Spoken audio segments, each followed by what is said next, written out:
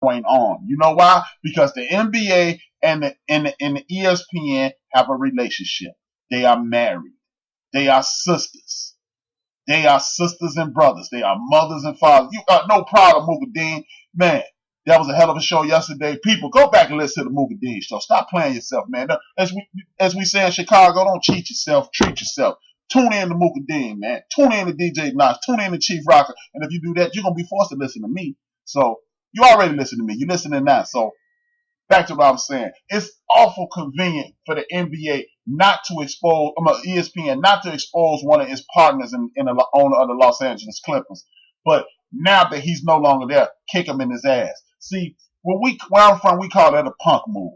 Don't kick me when I'm down. Kick me when I'm standing up. It's easy to call OJ a creep now because it's fashionable. When you calling him a creep in 1979 when he left his wife for Nicole Brown Simpson. Was you calling him a creep when he was saying, I'm not black, I'm OJ? No, y'all was his friend then. So if you was his friend then, be his friend now. Just like Donald Trump. Oh, he's a racist. I can't stand him, but he's my friend. Exactly. He's your friend. And I don't know about nobody else, but I don't hang with people who are juxtaposed to everything I stand for. So if you're hanging with a racist, you might be one. You might be one. And anybody who's listening that want to doubt that, if you doubt that, how about this? Why did Barack Obama have to distance himself about the Honorable Minister Louis Farrakhan? Why did Barack Obama have to distance himself by the great reverend from my city, Jeremiah Wright? And anybody who stands up for our community, when he was running for president or while he was president, he could not lock arms with that brother. Because when you lock arms with somebody, you are whatever filth they have on them, you get it on you. OMG. So I ain't trying to hear that nonsense. Y'all can diss my brothers. Y'all can keep playing these games, but HRap here to tell y'all the truth. I ain't got time to be playing these old crackhead ass games like the rest of the mainstream. That's why we built for this. That's why we built for this. Because we don't have time to play the politic game. We're about the truth, the whole truth, and nothing but the truth. So help me God. And I'm going to keep it funky like that, man. Back to this NBA nonsense. Jason Tatum and Team USA squeaked by with a win, as my 8th grade teacher, Miss Ethel Adams, used to say, a win by the skin of their teeth. By the skin of their teeth, Team USA almost lost to Turkey, which gives me affirmation for saying, I told y'all that these dudes don't need to be playing for the United States of America. If Team USA really wants to win, you must get a group of guys who are comfortable playing with each other and get you a consistent coach, get a coach who can implement a plan with a group of people. As I stated in the football segment, continuity is king.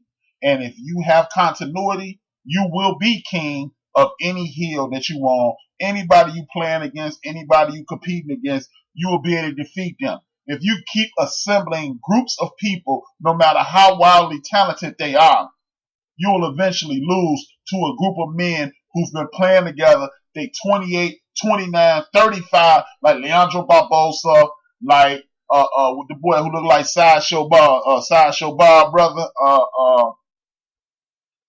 Anderson Varejao, and those dudes who down there playing in Brazil. They've been playing against since they're 13 years old. They're 30-something years old now. They know how to get you the ball where it's comfortable. They know they can look at each other. They don't have to talk on the court, even though you should. They don't have to talk on the basketball court. They don't have to do any of that. And if you say this, if you play against this, no problem, Knox. If you play like this, it's difficult to beat you, especially unless you have the LeBron Jameses, the Anthony Davis, the Kevin Durant's of the world. But when you have those guys out here getting $200 million contracts, they're not going to risk no $200 million to play for a damn medal. Are you crazy? Especially when you playing with guys who are playing for their country. It means a lot to them because their country has embraced them. I guarantee you, the gold medal in the World Championships and the gold medal the gold medal in the World Championship and the gold medal in the Olympics means more to them than the Olympic medal. So you need to get a group of young men who are playing for what they're playing for. And then you'll be able to reign supreme no matter who you put out there. But we don't want to do that. We want to roll out the biggest and the best. And you think people like LeBron James, Anthony Davis, and these other young men are going to risk $200 million to play for free? Y'all need to hurry up, find the nearest chair, go to a corner, and sit your ass down. Because that's just not going to happen. There are plenty of basketball players that are G League basketball players who are NBA caliber, but they just don't have room for them. Put those dudes on the team. Get you a guy like Larry Brown. Get you a guy like Rudy Tomjanovich. Get you a guy who loves the game, who can coach and communicate. Make him the consistent coach, and there will be not a mofo that can touch the United States of American basketball. Keep playing, and these young boys from overseas gonna beat you. First of all, you can tell by looking at some of these dudes. Look, they done had stresses that you ain't never even imagined. They go through more stuff in a week than most Americans, the poorest American goes through in a lifetime. So you can't punk them out. They strong as ox. They dirt strong. They physical, which they taking out physicality from basketball, which makes it even more difficult for you to play.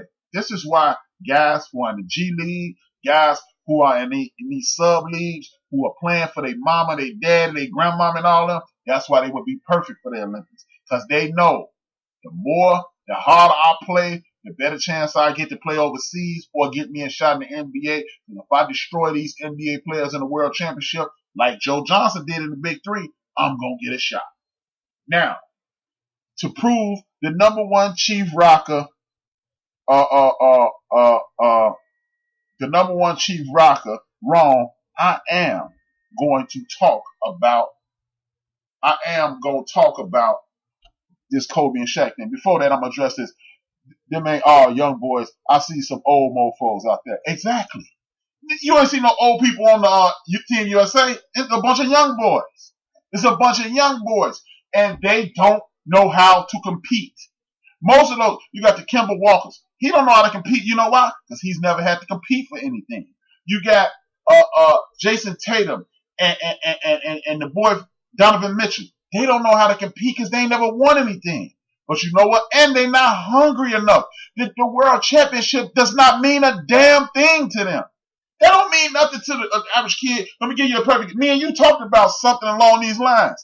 I had somebody say, hey, man, you Chicago cats think winning the city championship is something. It's about the state championship. But when you in the most important city in the state, that is the most important thing.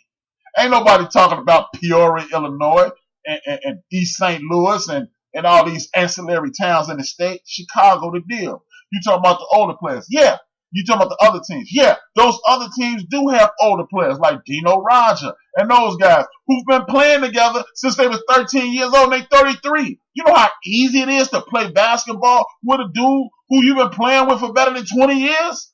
Nobody can just no group of individuals can show up and beat a team that was assembled at age 13. And now y'all, hell, 20. And then when you get to 25, and then when you get to 35, you are invincible. Leandro Barbosa, these guys have been playing since they was teens.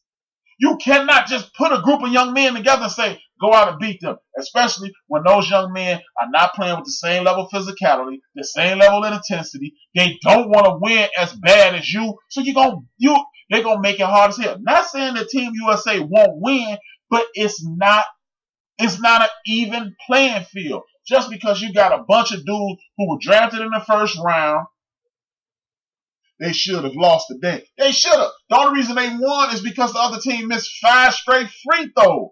That's what I'm trying to tell you. You cannot beat a team with a group of great players.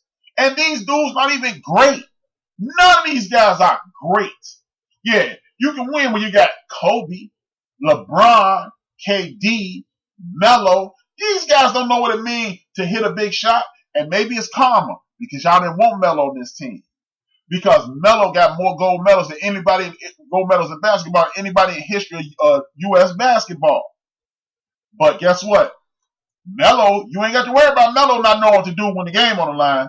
He'll be at the free throw line, or he'll be tapping his head as he run down the court, scoring on you. But no, nobody knows their roles. Nobody knows anything because they have very little continuity. But you know who's going to have continuity? Those damn Celtics when they get back. They got Marcus Smart on the team. You know what I mean? Marcus Smart's play in Europe. It ain't good enough to get over here because Marcus Smart ain't good enough to be on that damn team.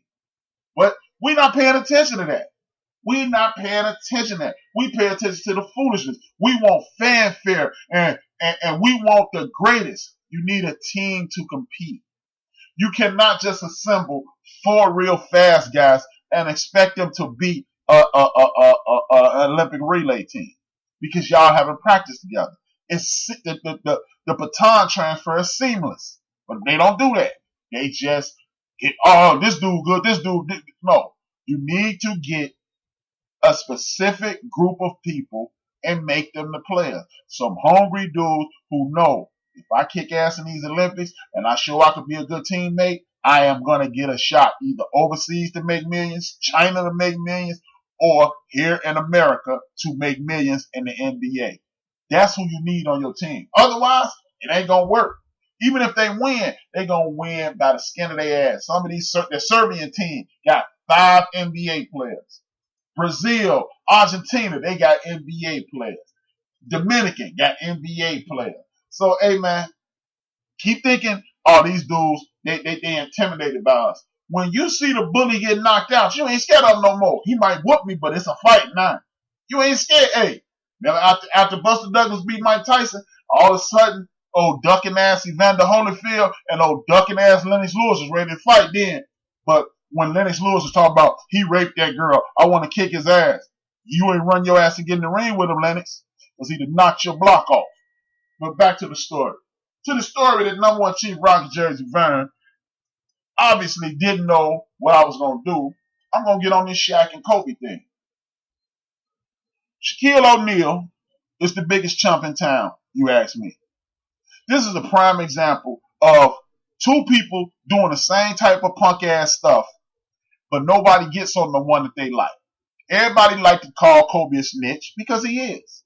There's no beating around the bush with that. Kobe is a snitch. But ESPN and the rest of these mainstream media outlets played these 2 brothers, and they reinforce my point that I make every week about these brothers need to stop interviewing with these goofballs and start coming to people like me, Chief Rocket, and Truck D and get the real story out there.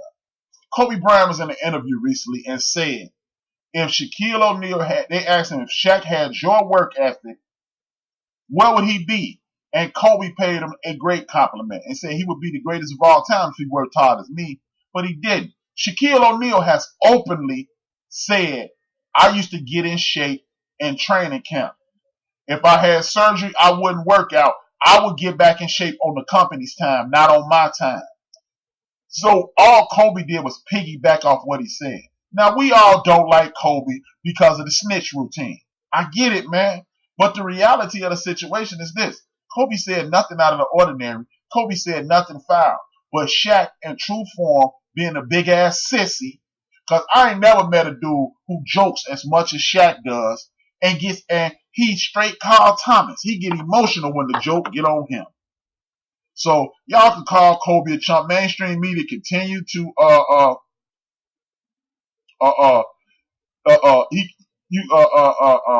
can continue to hate on Kobe. He didn't have to say this. Greenberg said it. Kellerman said it. Chris Carter said it. And all these goofballs said it. He didn't have to say that. Kobe didn't say anything bad. See, people think Shannon Sharp worded this best, and I'm gonna use his. I'm gonna do my best to quote him. I hope I don't ruin it. He said, "Don't confuse habit with hard work. You can go to the gym every day. That's a habit. That don't mean you once you get in there, you working hard." The homie Kirby, who I was giving a hard time earlier, Kirby lost 140 pounds in the gym. That's hard work. I walked 65 pounds. That was just routine. If I'd have been working hard as Kirby, I'd be Kirby weight too. See, that's the difference in hard work and routine. So please, you know what? Shaq, if y'all gonna call Kobe a punk and a mark and a chump and a buster, call Shaq one too, man.